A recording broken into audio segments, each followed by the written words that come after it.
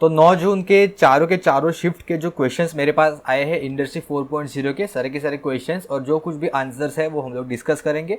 तो चलिए फिर स्टार्ट करते हैं आज का वीडियो। मैं अमेश स्वागत करता हूँ आपका अमेजिंग इंजीनियर्स में।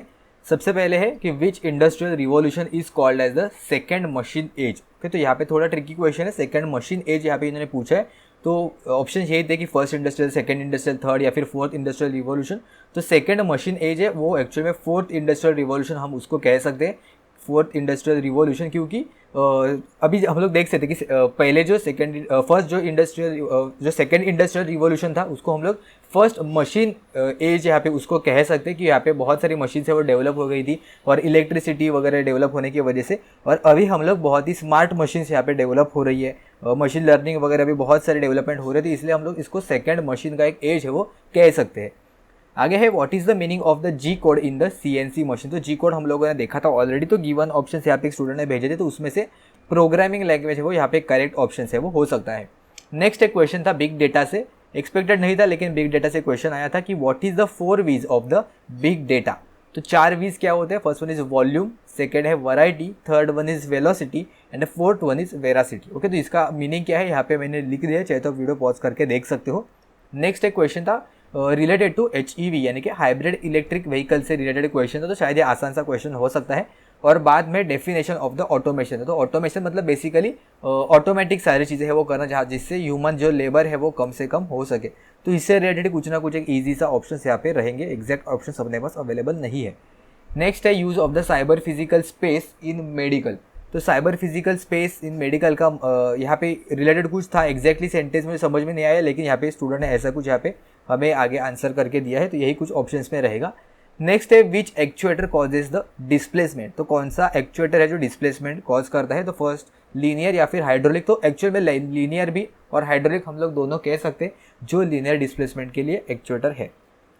What is the requirement of the cloud computing. Cloud computing की रिक्वायरमेंट क्या होती है? तो user identity with the portable authentication, यानी कि सबसे पहले आपको लॉगिन वगैरह करना पड़ेगा, क्योंकि हर एक का क्लाउड का जो स्टोरेज रहेगा या फिर तो अलग अलग रहेगा, तो उसके अकॉर्डिंग आप अगर लॉगिन करोगे तो आप इजीली वो एक्सेस कर सकते हो। नेक्स्ट है which material use in the RTD। RTD यानी कि रेजिस्टेंस टेम्परेचर डिटेक्टर। तो उसमें प्लेटिनम एक ऑप्शन था और प्लेटिनम एक सबसे बढ़िया इसमें जो मेटल है वो यूज होता है। नेक्स्ट क्वेश्चन है which among the following is not a primary cell. तो प्राइमरी सेल क्या होता है सबसे पहले आपको पता होना चाहिए। तो एक होता है प्राइमरी सेल और दूसरा होता है secondary cell. Okay, primary cells और secondary cell. Primary cells are basically यानी कि जो अगर एक बार आप लोगों ने उसको यूज कर दिया तो वो परमानेंटली डिस्चार्ज होते हैं, और जो कुछ भी रिचार्जेबल होते हैं उनको हम लोग सेकेंडरी सेल्स कहते हैं। जो कुछ भी सेल्स है वो जिसको हम लोग रिचार्ज कर सकते हैं या फिर बेसिकली चार्जिंग पे लगा के उसको वापस से उसमें एनर्जी स्टोर कर सकते हैं, तो उसको हम लोग कहेंगे सेकेंडरी सेल्स। तो प्राइमरी सेल्स के दो यहाँ पे नाम है primary cells, Daniell cell and Leclanche cell है, ये प्राइमरी सेल की कैटेगरी में आते हैं। और सेकेंडरी सेल है included lead acid accumulator, nickel cadmium, nickel metal hydrate और लिथियम आयन। तो यहाँ पे इन्होंने नॉट पूछा है, तो इन जो सेकेंडरी बेसिकली जो सेकेंडरी सेल में से कुछ ना कुछ अगर नाम रहेगा तो आप यहाँ पे सिलेक्ट कर सकते हो। नेक्स्ट है ऑटोमेशन इज यूज फॉर। तो ऑटोमेशन हम लोग किसके लिए यूज़ करते हैं? तो डिस्ट्रीब्यूशन के लिए भी यूज़ करते हैं, सुपरवाइजरी मैनेजमेंट के लिए और डेटा रिसेप्शन, ये सभी की जगह के लिए हम लोग जो ऑटोमेशन है वो यूज़ कर सकते हैं। नेक्स्ट है to provide the financial assistance to entrepreneurs the government has set up a number of. तो ये हम लोगों ने question as it is question हम लोगों ने डिस्कस किया था फाइनेंशियल लिटरेसी के लेक्चर में। तो फाइनेंशियल लिटरेसी का लेक्चर अगर आपने नहीं देखा है तो जरूर से चेकआउट करना। एज इट इज़ क्वेश्चन यहाँ पे आया था और इसका फाइनेंशियल इंस्टीट्यूशन है वो यहाँ पे करेक्ट ऑप्शन हो जाएगा। नेक्स्ट है BATM स्टैंड्स फॉर। तो एज इट इज़ ये भी क्वेश्चन एक आया था। तो BATM का फुल फॉर्म क्या होता है? तो BATM का फुल फॉर्म होता है बिटकॉइन ATM, यानी कि जिससे हम लोग जो ATM का ट्रांजैक्शन है वो कर सकते हैं। ओके, ब्लॉकचेन ATM यहाँ पे कंफ्यूजिंग हो सकता है, लेकिन बिटकॉइन ATM यहाँ पे करेक्ट ऑप्शन हो जाएगा। ब्लॉकचेन एक बेसिकली एक प्रोसेस है जिसके हेल्प से जो बिटकॉइन है वो डेवलप होते हैं, फिर उसके अकॉर्डिंग जो बिटकॉइन है उसका ट्रांजैक्शन है वो चलता है। Which of the following is use to transfer the numerical data from the physical data. Okay, तो यहाँ पे कंफ्यूजन हो सकता है दो स्टूडेंट्स को, या तो सेंसर्स या फिर ट्रांसड्यूसर में। तो जो फिजिकल डेटा को न्यूमेरिकल डेटा में कन्वर्ट करता है, तो मेरे अकॉर्डिंग सेंसर्स यहाँ पे करेक्ट ऑप्शन रहेगा, क्योंकि सेंसर्स है वो सेंस करता है फिजिकल एनवायरमेंट में जो कुछ भी चीज़ें हैं फिजिकल क्वांटिटीज़ को, और उसको एज अ इलेक्ट्रॉनिक सिग्नल्स भी यहाँ पे कन्वर्ट करके देता है। ट्रांसड्यूसर एक कोई भी एक फॉर्म ऑफ एनर्जी को दूसरे फॉर्म ऑफ एनर्जी में यहाँ पे कन्वर्ट करता है, लेकिन एक्जैक्टली हम लोग न्यूमेरिकल डेटा यहाँ पे कह नहीं सकते। तो सेंसर मेरे अकॉर्डिंग यहाँ पे ज़्यादा सूटेबल ऑप्शन रहेगा। नेक्स्ट है व्हाट कंपोनेंट ऑफ आईओटी। तो यहाँ से शायद ये थर्ड और फोर्थ शिफ्ट के यहाँ पे क्वेश्चन है वो स्टार्ट हो गए हैं, पहले है वो फर्स्ट और सेकंड शिफ्ट के थे। क्वेश्चन देखते हैं, what component of IoT is responsible for converting the digital signal into the physical action. तो यहाँ पे अभी उल्टा है, डिजिटल टू फिजिकल में यहाँ पे कौन कन्वर्ट करता है, तो एक्चुएटर। यानी कि हम लोगों ने ऑलरेडी देखा था मोटर्स या फिर जिसको एक्चुएटर हम लोग कहते हैं, this device components that receive the digital signal और the commands from the IoT systems and convert them into the physical action और मूवमेंट। जैसा उसका रिक्वायरमेंट रहेगा उसके अकॉर्डिंग उसका फिजिकल एक्शन या फिर मूवमेंट है वो हो जाएगा।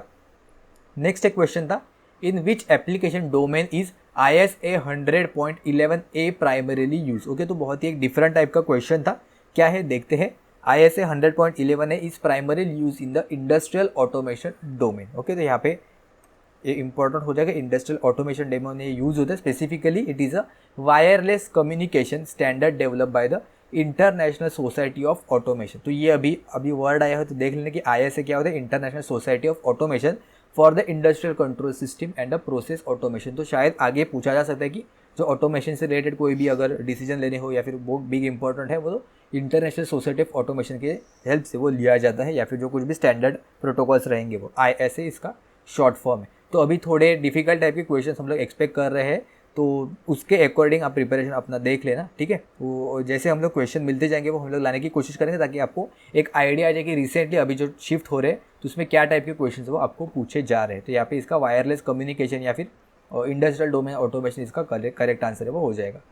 नेक्स्ट है purpose of autonomous vehicle sensor and autonomous vehicle fusion system. Purpose of autonomous vehicle sensors का इन ऑटोनोमस व्हीकल फ्यूजन इन रहेगा यहाँ पे। तो मतलब बेसिकली सेंसर्स का काम क्या होता है, तो सेंस करना और उससे ऑटोमेशन है वो एफिशिएंटली करना। So the purpose of autonomous vehicle sensor is to gather the data from the surrounding environment and provide the necessary information for the vehicle's perception and the decision making system. Okay, तो यह sensor है वो sense करता है और उसके according जो सारी चीज़ें वो सिस्टम वो चलती है। आगे है purpose of the battery management system. The purpose of the battery management system क्या है, यानी कि BMS is to monitor and manage the performance, health, safety of a battery pack. And BMS is commonly used in the various applications including the electric vehicles, renewable energy system and the portable electronics। तो basic सा इसका answer होगा, battery management system कि battery को ये manage करने का काम करेगा, हेल्थ, परफॉर्मेंस, सेफ्टी, ये सारी चीज़ें। आगे है main component of the IoT system for storage data and the retrieval. तो यहाँ पे एक्चुअली क्या है, अपने पास ये सारे क्वेश्चंस के जो आंसर्स, यानी कि आंसर्स तो अपने को पता है लेकिन एग्जैक्ट ऑप्शंस अपने पास अवेलेबल नहीं है। तो अगर आपको ऑप्शंस वगैरह पता है तो आप नीचे कमेंट्स में हमें बता सकते हो, उसके अकॉर्डिंग थोड़े बहुत यहाँ पे हम लोग आंसर है वो चेंज हो सकते हैं डिपेंडिंग अपॉन द ऑप्शंस। तो IoT सिस्टम का डेटा स्टोरेज या रिट्रीवल करने के लिए मेन कंपोनेंट क्या होता है IoT में, the main component of the IoT systems for storage is DBMS यानी कि डेटाबेस मैनेजमेंट सिस्टम। तो इसमें क्या होता है, it is responsible for efficiently storing and managing the data generated by the IoT system, IoT devices, यानी कि हम लोग उससे डेटा निकाल भी सकते हो, उसके अंदर डेटा फीड भी कर सकते हो। तो DBMS यानी कि डेटाबेस मैनेजमेंट सिस्टम, शायद ये ऑप्शन हो सकता है, शायद नहीं भी हो सकता है, तो डिपेंड करेगा कि एक्चुअल में यहाँ पे क्या ऑप्शन दिया गया था। तो ये एक क्वेश्चन है, ये थोड़ा किसी को समझ में, थोड़ा नहीं मतलब बहुत सारे स्टूडेंट को नहीं समझ में आया होगा क्या है, लेकिन शायद उन्होंने बहुत सारे स्टूडेंट ने कॉमन सेंस से इसका आंसर यही टिक किया है। सो while examining your intended area of operation on a sectional chart, you discover a gray arrows label VR1667 and VR1668 nearby. So do this symbol poses a risk to your operations? तो ऐसा यहाँ पे question था। तो yes, these indicates the military exercise at below the 1500 feet AGL। तो ऐसा यहाँ पे ऑप्शन एक वन ऑफ द प्रोवाइडेड था। तो बहुत से स्टूडेंट ने यही ऑप्शन वहाँ पे टिक किया है। नेक्स्ट है what is the function of the DCS। तो DCS का बेसिकली फुल फॉर्म क्या होता है, तो distributed control system.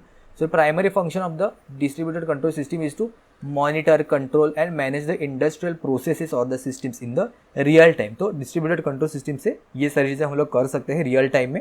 It is commonly used in industries such as manufacturing, oil and gas, chemical processing, power generation और others। और यहाँ पे इसके कुछ मेन फंक्शंस यहाँ पे मेंशन किए, प्रोसेस मॉनिटरिंग हुआ, process control, data acquisition, alarm and event management and human machine interface. और एक क्वेश्चन था एज इट इज़ अपने क्वेश्चन से, अपने वीडियो से पूछा गया था कि स्मार्ट फैक्ट्री क्या होता है। So factories and logistic system that will operate and organise themselves without any human interaction, इसको हम लोग कहेंगे स्मार्ट फैक्ट्रीज। नेक्स्ट एक क्वेश्चन था कि मैकेनाइजेशन क्या था, ये भी हम लोगों ने ऑलरेडी कवर किया है। तो मैकेनाइजेशन जिसमें using machines to do work instead of the human, तो ये मैकेनाइजेशन होता है कि जहाँ पे ह्यूमन लेबर कम होकर ज़्यादातर मशीन है वो हम लोग यूज़ करेंगे। नेक्स्ट क्वेश्चन है बिटकॉइन से related. So bitcoin is a which type of the blockchain, तो ये ब्लॉकचेन कैसे टाइप का है, तो ये पब्लिक ब्लॉकचेन है, क्योंकि ये सारे के सारे लोग हैं वो इसमें देख सकते हैं क्या ट्रांजैक्शन कहाँ पे, कौन सी जगह पे, कौन से टाइम पे, कितने अमाउंट पे हो रहा है। तो ये पब्लिक ब्लॉकचेन और बिटकॉइन सब पब्लिकली अवेलेबल है, तो ये जो ब्लॉकचेन है ये भी पब्लिक ब्लॉकचेन है। और एक क्वेश्चन था which material is not use in the 3D printing, तो यहाँ पे पीवीसी इसका करेक्ट ऑप्शन रहेगा। मैंने लेक्चर में कहा था, एग्जैक्टली यहाँ पे क्वेश्चन मैंने नहीं सिलेक्ट किया था, लेकिन मैंने शायद बताया था कि पीवीसी जो मटेरियल है वो हम लोग 3D प्रिंटिंग में नहीं यूज़ करते। तो क्वेश्चन था एडिटिव मैन्युफैक्चरिंग और 3D प्रिंटिंग से रिलेटेड। तो PLA और ABS का फुल फॉर्म भी मैंने यहाँ पे मेंशन किया, अगर आपको पता नहीं है तो आप यहाँ से देख सकती हो, शायद इससे क्वेश्चन है वो पूछा जा सकता है।